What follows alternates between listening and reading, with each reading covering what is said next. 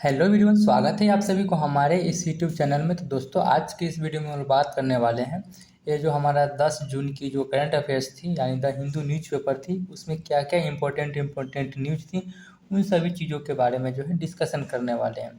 चलिए शुरू करते हैं।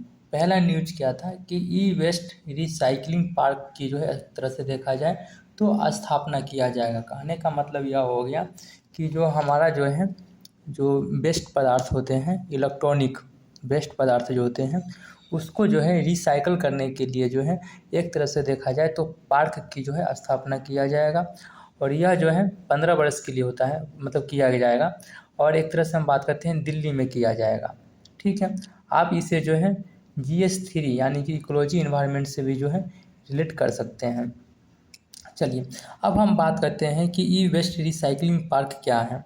तो इसको बारे में बताया यह जा रहा है कि यह जो है उत्तरी दिल्ली में जो स्थापित किया जाएगा। वही हम बात करते हैं, यह जो है आपका जो है PPP मॉडल पर जो है इसके अंतर्गत जो है विकसित किया जाएगा। तो PPP मॉडल के अंतर्गत जो है एक और आता है जिसमें हम बात करते हैं DBFOT यानी कि design build finance operate transfer model के तहत जो है विकसित जो है इसको जो है किया जाएगा। तो इसको आपको ध्यान रखना है क्योंकि यूपीएससी प्रीलिम्स में जो है पूछा जा सकता है। ये ई वेस्ट रिसाइकलिंग के बारे में तो पूछा जा सकता है, पूछा यह जा सकता है PPP मॉडल के जो है कितने निकाय होते हैं, उसमें से जो है इसके बारे में दे दिया जाएगा। और इसके अंतर्गत जो है 2-4 ऑप्शन जो है डाल दिया जाएगा, कथन 1, कथन 2, कथन 3 कर किसी तरह जो है आपको जो है गुमराह किया जाएगा। तो इसको जो है आप अंडरलाइन कर सकते हैं। ठीक है, ये प्रीलिम्स के पॉइंट से जो है काफ़ी ज़्यादा इंपॉर्टेंट हो जाता है, मेंस के पॉइंट से भी जो है आप जिससे जो है कोटेशन कर सकते हैं। ठीक, अब हम बात करते हैं समय अवधि जो है 15 वर्ष के लिए जो है इसको जो है बनाया जा रहा है। बताया जाता है कि इसके अंतर्गत क्या किया जाएगा, जो हमारा जो 51,000 टन जो ई वेस्ट पदार्थ हैं उसका जो है निपटान जो है किया जाएगा। एक तरह से देखा जाए तो सर्कुलर इकोनॉमी को जो है बढ़ावा मिलेगा। हालांकि मैं बोलना चाह रहा हूँ कि इस बार की जो यूपीएससी प्रीलिम्स 2025 जो हुआ था, circular economics sorry recycling economics के बारे में जो है पूछा गया था, इससे क्वेश्चन आया हुआ था। तो देखिए कि प्रीवियस ईयर के क्वेश्चन भी देखिए कि कहाँ से जो है कौन सी टॉपिक से जो है क्वेश्चन आया है कि नहीं आया है। रिसाइकल इकोनॉमिक्स से जो है क्वेश्चन पूछा गया था इस बार। तो देख लीजिएगा एक बार, यूपीएससी प्रीलिम्स की इकोनॉमिक्स का क्वेश्चन था, देख लीजिए।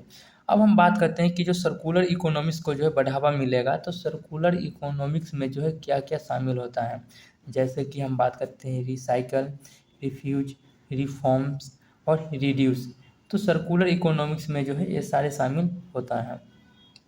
अब हम बात करते हैं कि ई वेस्ट क्या है। ई वेस्ट एक तरह से बताया जाता है कि पुरानी या फिर अनुपयोगी जो है इलेक्ट्रॉनिक जो है एक तरह से देखा जाए तो उपकरण होता है, और इसमें जो है रसायन उपस्थित होते हैं। कहने का मतलब यह हो गया कि ई वेस्ट रिसाइकलिंग तो किया जाएगा, लेकिन ई वेस्ट रिसाइकलिंग करने के पीछे क्या होता है। तो पहला नंबर तो बात यह है कि यह जो है एक तरह से देखा जाए तो इलेक्ट्रॉनिक ई वेस्ट मटेरियल होगा। और इलेक्ट्रॉनिक ई वेस्ट मटेरियल में क्या होता है कि एक तरह से देखा जाए तो इसमें जो है रसायन जो है उपस्थित होता है। जैसे कि हम बात करते हैं शीशा हो गया, कैडमियम हो गया, पारा हो गया, निकेल हो गया। तो ये सारे जो है उपस्थित होते हैं। अब हम बात करते हैं कि भारत में जो है ई वेस्ट की जो है क्या स्थितियाँ हैं, इलेक्ट्रॉनिक वेस्ट मटेरियल की जो है क्या स्थितियाँ हैं, इनके बारे में जो है थोड़ा देखते हैं।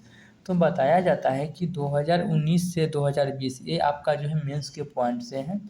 आप एक डाटा के हिसाब से जो है कहीं पर यूज कर सकते हैं, तो आप इसे जो है मेंस के हिसाब से देख सकते हैं। ऊपर हमने पढ़ा है प्रीलिम्स के हिसाब से देख सकते हैं। ये जो है प्रीलिम्स के पॉइंट से ये भी जा रहा है, आप इसे मेंस के पॉइंट से जो है कोटेशन के रूप में इस्तेमाल कर सकते हैं।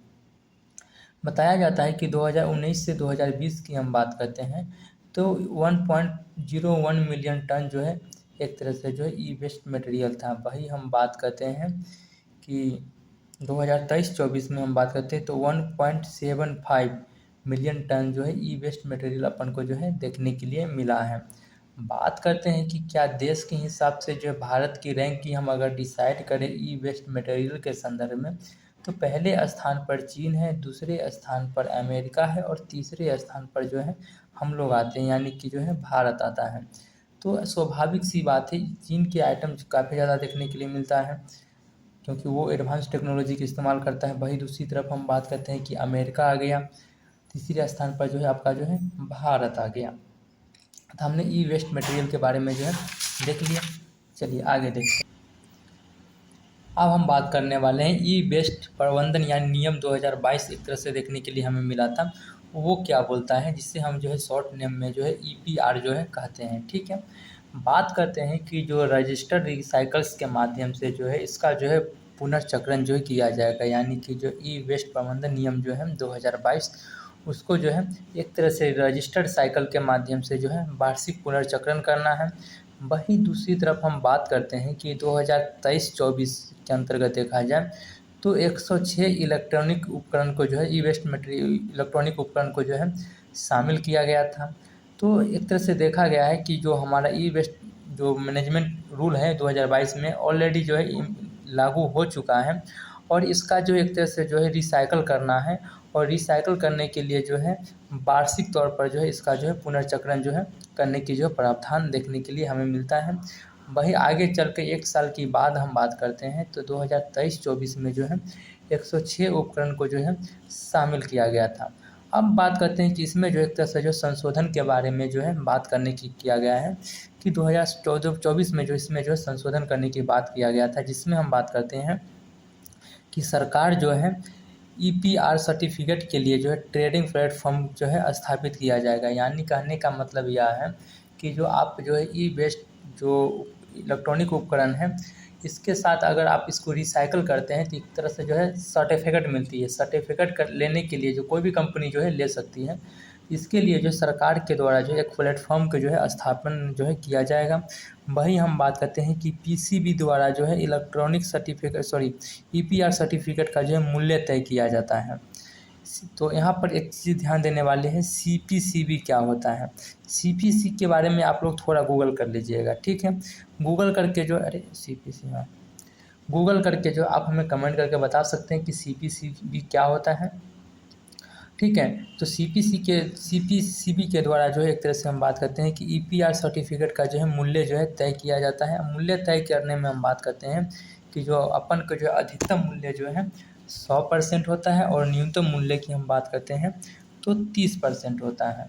ठीक, वही हम बात करते हैं कि अगला न्यूज़ क्या था कि केंद्र सरकार के द्वारा जो है CH के नियम में जो है बदलाव किया जाएगा।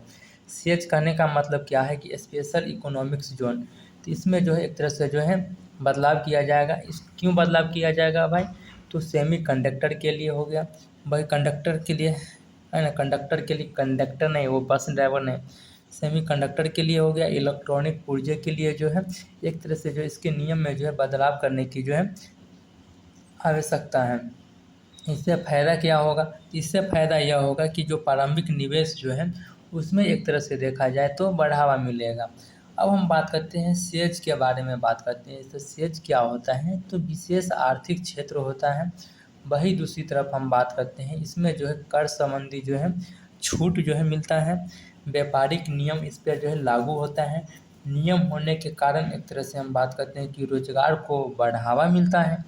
बात करते हैं कि इन क्षेत्रों में जो प्रशासन जो है ढीला होता है, यानी कम मतलब कि उतना मतलब ढीला इस कल्चर नहीं कि वो रिस्पॉन्स नहीं लेते, मतलब थोड़ा जो है जो प्रशासन की जो भार होती है वो काफ़ी ज़्यादा जो है कम होती है, जिससे लोग जो है अपना हिसाब से जो है काम कर सके। ऐसा नहीं है कि आप प्रशासन का दबदबा नहीं, दबदबा कम होती है। जैसे कि आम जगह पर देखते हैं MCD वगैरह हो गए, चालान की काफ़ी ज़्यादा डर रहता है, तो वहाँ पर थोड़ा जो है लूज रहते हैं। जिस तरह से वो अपने जो है रोज़गार के हिसाब में जो रोज़गार को बढ़ावा मिलता है, लोग जो है सहानुभूति के तौर पर जो है काम कर पाते हैं। तो दोस्तों आज की वीडियो को हम यहीं पर विराम देते हैं। बहुत बड़ा न्यूज़ नहीं था, और सर बहुत बड़ा मतलब कि इसमें ज़्यादा इम्पोर्टेंट न्यूज़ नहीं था, तो दो ही न्यूज़ काफ़ी ज़्यादा हमें इम्पोर्टेंट लगा।